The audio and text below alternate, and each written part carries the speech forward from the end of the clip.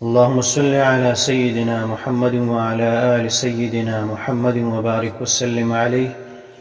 وعن أبي هريرة قال قال رسول الله صلى الله عليه وسلم: إذا مات الإنسان انقطع عنه عمله إلا من ثلاثة: إلا من صدقة جارية أو علم ينتفع به أو ولد صالح يدعو له.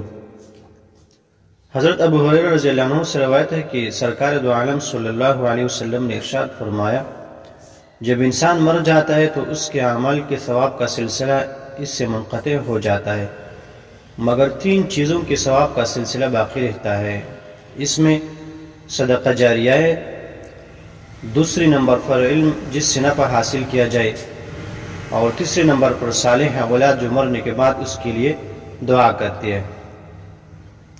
اصل میں دنیا دار العمل ہے اور آخرت دار الجزا ہے۔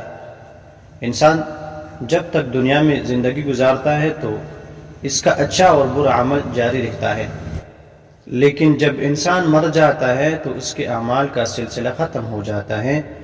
ہاں، 3 قسم کے اعمال ایسے ہیں کہ انسان کے مر جانے کے بعد بھی ان اعمال کا سلسلہ جاری رہتا ہے۔ اول صدقہ جاریہ ہے کہ کوئی شخص مثلا ایک زمین وقف کرتا ہے یا کوئی کنواں یا تالاب وغیرہ تیار کرتا ہے اور وہ وقف کرتا ہے۔